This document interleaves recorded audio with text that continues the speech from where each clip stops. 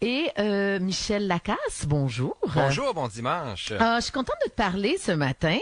On va parler de chiens qui creusent et ça, c'est le cas de mon Billy parfois. Et c'est le cas de ton Billy et c'est un problème qui revient fréquemment et qui peut devenir, Patricia, plutôt embêtant lorsque les trous sont faits dans nos plates-bandes, dans le potager, un petit peu partout sur le terrain. Je vais avouer que c'est pas très drôle parce qu'on travaille très fort quand même, puis on dépense beaucoup d'argent pour avoir une belle cour. Mais d'un autre côté, ça fait partie d'avoir un chien. Alors, il faut s'attendre à ça un peu. Mais pourquoi un chien creuse? Ben ça, c'est la question à 200 réponses. Mais ne t'inquiète, là, je vais quand même pas t'en donner 200 ce matin.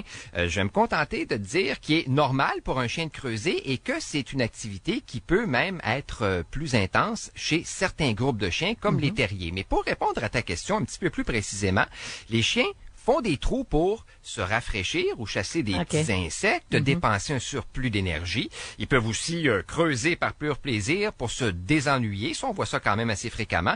Et même pour s'échapper de la cour. Il y a toujours une raison, puis on doit toujours tenter de l'identifier pour régler le problème. Ça vient de beaucoup aider de trouver la motivation finalement de l'animal. OK, alors on va y aller avec les solutions. Oui. T'en as sûrement quelques-unes pour moi. Absolument. Ma solution préférée, c'est de permettre aux chiens de creuser, mais à un endroit précis dans la cour. Et pour qu'ils comprennent que c'est son espace, ben, on se fait un petit carré de terre ou de sable où on peut même se servir d'une petite piscine pour enfants et on cache des jouets, des os, bref, toutes sortes de choses qui vont amuser notre animal. Et ce petit truc-là fonctionne à merveille parce qu'il finit toujours par trouver quelque chose qu'il aime dans le carré de sable ou la petite piscine, ce qui fait qu'il y retourne. Alors, c'est une solution efficace, moi qui me plaît beaucoup et qui plaît aussi à la plupart des chiens. Mais, tu sais, tantôt, tu disais, il y en a peut-être qui font ça pour se désennuyer. Donc, un chien qui a rien à faire dans une cour peut possiblement creuser des trous? Oui, solution numéro 2, occuper son chien, effectivement, lorsqu'il est dans la cour, surtout s'il aime beaucoup creuser. Alors, c'est à nous de trouver des jouets qui vont vraiment l'amuser et détourner son attention. J'ai déjà donné dans une autre chronique, je t'en rappelle sûrement, l'idée du Kong avec la nourriture congelée à l'intérieur. Bon, alors un Kong qu'on suspend à un arbre. Ça, c'est généralement très gagnant comme solution parce que de la nourriture congelée à l'intérieur du jouet.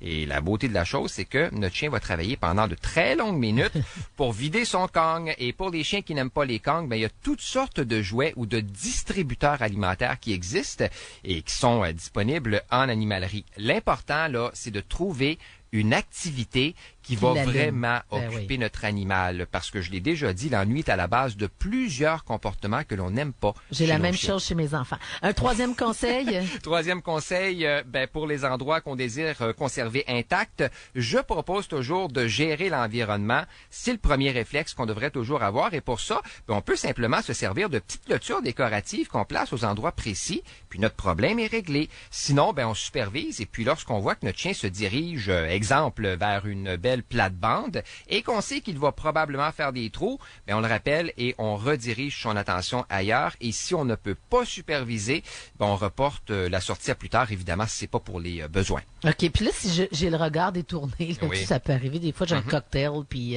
quelque chose qui retient mon attention et je me revire. Là, puis là, il est en train de faire le trou. Est-ce que je crie comme une folle? Non, je vais tout de suite dire que de punir un comportement qui est naturel ne va jamais régler le problème ou arrêter le chien de faire des trous. Donc, si on le prend sur le fait, on peut l'interrompre en lui demandant de venir nous voir. Puis si malheureusement, on se met un pied dans un trou qui est déjà là depuis quelques heures ou quelques jours, ben, il est inutile de dire quoi que ce soit parce que le chien va pas faire l'association et comprendre. Et dernière petite chose, Patricia, on se sert pas de clôture à poule ou de trappe à souris qu'on cache sous la terre. Hein. Il y a des gens qui font ça. Puis là, il faut faire attention parce que notre chien peut se blesser à une patte ou peut développer un autre problème et c'est vraiment pas ce qu'on veut.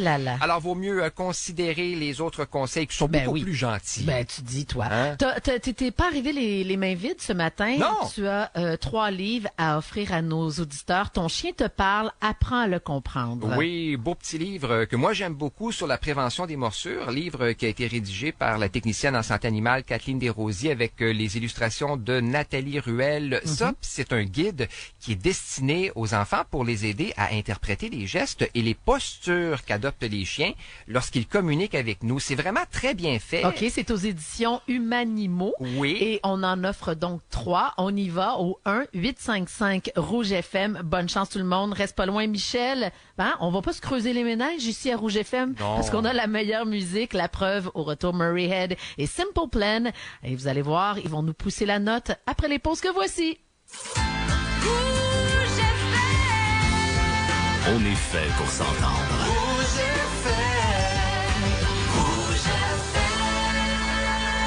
Michel Lacasse, le chien et la baignade. Ça, c'est un autre, je dirais un autre sujet estival auquel je fais face aussi. Oui, absolument. Et avec le beau temps qui est de retour, ben, je vais pas te cacher qu'on me pose beaucoup de questions sur les chiens, justement. Et la baignade, il y a énormément de gens qui ont des piscines ou des chalets avec un lac qui est pas très, très loin, qui veulent initier leur animal au plaisir de la natation. Puis je leur dis d'ailleurs un gros bravo, Patricia, parce que c'est une activité vraiment fabuleuse, mais il y a quand même des petites choses importantes à savoir. Est-ce que c'est inné chez le chien de nager? Ben ça, c'est une bonne question. Je te dirais que la plupart des chiens vont avoir le réflexe de se faire aller les petites pattes quand ils sont dans une piscine là ou dans un lac avec plus ou moins de facilité à nager.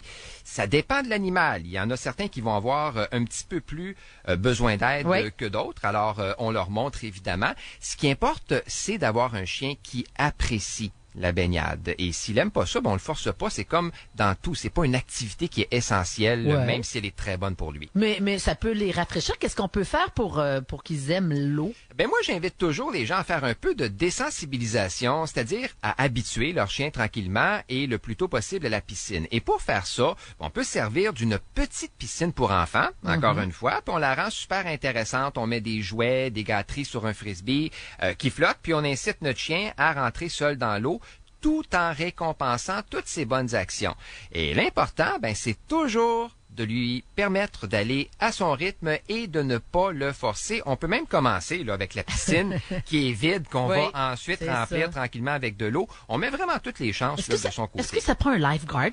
Oui, ça prend un lifeguard en tout temps, supervision. C'est un petit peu comme les enfants. On ne laisse pas nos chiens seuls dans une piscine. On ne surestime pas, si tu veux, leur force. C'est-à-dire qu'on ne les fait pas nager trop loin ou trop longtemps. Ça peut être dangereux parce qu'un chien peut se fatiguer et se noyer par épuisement. Alors, on supervise pour éviter tout incident malheureux et on peut aussi acheter un gilet de sauvetage pour chien qui vient diminuer de beaucoup le pourcentage de noyade. Je sais qu'il y a des animaleries qui en ont. Excuse-moi, mon enfant vient de rentrer me porter mon lunch. Je suis là, je fais signe, fais pas de bruit. Non, mais c'est vraiment le service aux chambres ici. Parce que je vous rappelle, j'anime en direct du chalet et le seul endroit où il y a une pièce fermée, c'est dans la chambre. Alors, je suis dans ma chambre présentement.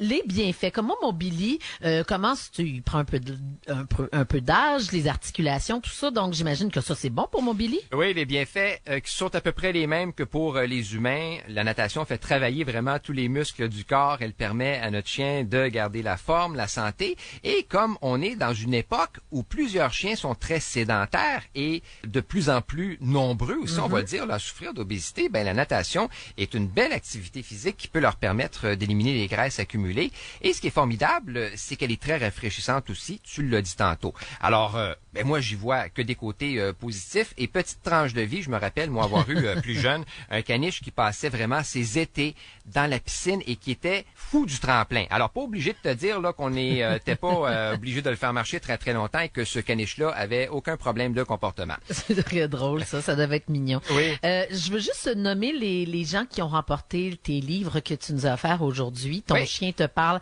apprends à le comprendre aux éditions Humanimo. Alors, félicitations à Nathalie Coulombe d'Amqui, à Ginette Clermont de Laval et Anne-Marie Bernier de Saint-Eustache. Michel, un immense merci. Je te souhaite un très beau week-end. Et pareillement. Parce que souvent le dimanche, on fait comme c'est déjà fini. Non, le dimanche, c'est une journée du week-end. Il faut en profiter jusqu'à la dernière goutte.